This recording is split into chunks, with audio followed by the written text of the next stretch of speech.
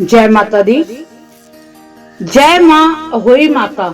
आज हम माँ अहोई की जो अष्टमी होती है उसकी कथा कहते हैं। अहोई अष्टमी जो माताएं अपने बच्चों के लिए व्रत करती हैं उनके लिए कथा है। इस कथा के श्रवण मात्र से माँ जगदम्बा अति प्रसन्न होती हैं, उनकी संतानों को सुख मिलता है और जो इनका व्रत करते हैं वो इस कथा को सुनकर ही इस व्रत को खोला जाता है, तो माँ की विशेष कृपा मिलती है। इस कथा के बिना व्रत को अधूरा माना जाता है। तो चलो श्रवण करते हैं अहोई माता की कथा।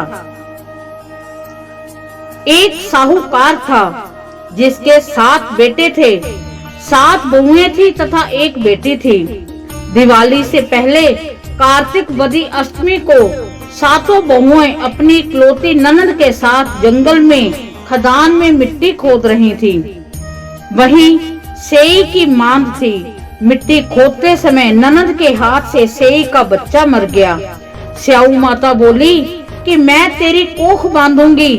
तब ननद अपनी 7 भाभियों से बोली कि तुम मेरे बदले कोई और अपनी कोख बनवा लो।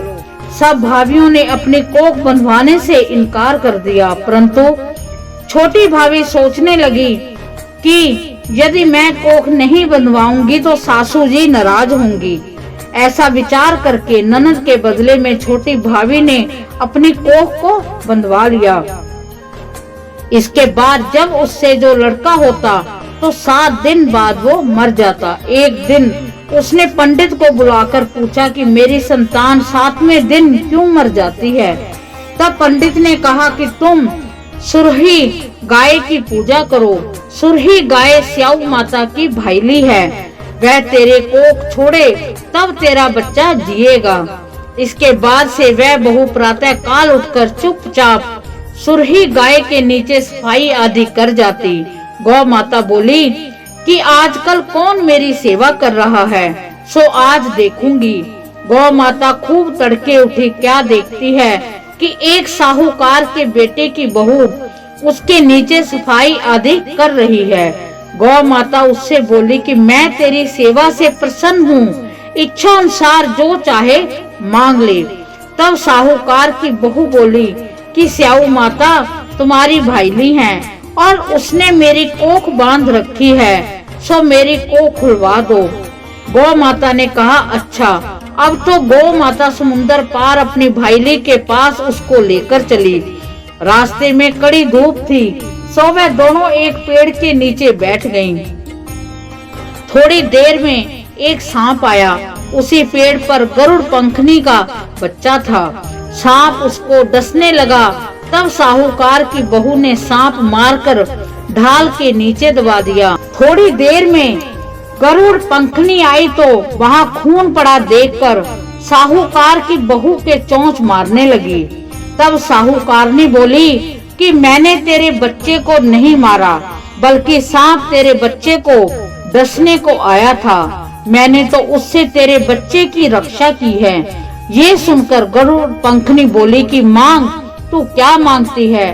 वह बोली कि 7 समुंदर पार स्याऊ माता रहती है, हमें तो उसके पास पहुंचा दे। तब गरुड़ पंखनी ने दोनों को अपनी पीठ पर बैठाकर स्याऊ माता के पास पहुंचा दिया। स्याऊ माता उन्हें देखकर बोली कि आ बहन, बहुत दिनों में आई। फिर वह कहने लगी कि बहन मेरे सिर में जूं पड़ गई हैं। तब सुरही के कहने पर साहूकार की बहू ने सलाई से उनकी जुएं निकाल दी।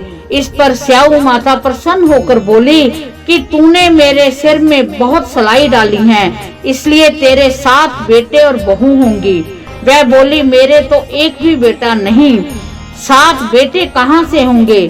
स्याऊ माता बोली वचन दिया, वचन से फिरूं तो धोबी के कुंड पर कंकरी हूँ। जब साहूकार की बहू बोली कि मेरी कोख तो तुम्हारे पास बंद पड़ी है, ये सुन स्याऊ माता बोली कि तूने तो मुझे ठग लिया।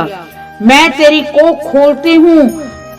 मैंने खोलनी तो नहीं थी, परंतु अब मुझे खोलनी पड़ेगी। जो तेरे घर तुझे 7 बेटे और 7 बहुएं मिलेंगी।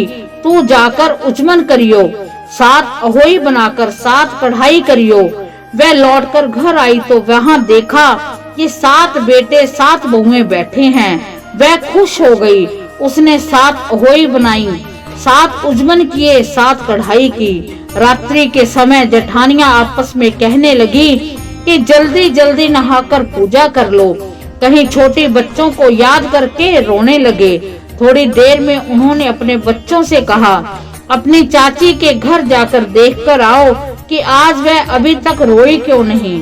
बच्चों ने जाकर कहा कि चाची तो कुछ मान रही है, खूब उजमन हो रहा है। यह सुनते ही जेठानियां दौड़ पड़ी, उसके घर आई और जाकर कहने लगी कि तूने कोख कैसे छुड़ाई। वह बोली, तुमने तो कोख बंधाई नहीं, सो मैंने कोख बंधा ली थी। अब स्याऊ माता ने कृपा करके मेरी कोख खोल दी है। स्याऊ माता ने जिस प्रकार उस साहूकार की बहू की कोख खोली है, उसी प्रकार हमारी भी खोलिए। कहने वाले तथा सुनने वालों की तथा सब परिवार की कोख खोलिए। इस प्रकार माँ जगदम्बा, माँ अहोई माता की जो कथा है वो संपूर्ण होती है। जो इस कथा को श्रवण कर रहे हैं, जिनके संतान है, उनकी संतान अपने क्षेत्र में खूब कामयाब हो। उनकी संतानों को भगवान माँ जगदम्बा विशेष आशीर्वाद दे। और जिनकी संतान नहीं है, जो बच्चे की चाहत रखते हैं, उनको माँ जगदम्बा उनकी कोख खोले, उनको गुण वाली संतान पैदा हो और माँ जगदम्बा का विशेष आशीर्वाद हो।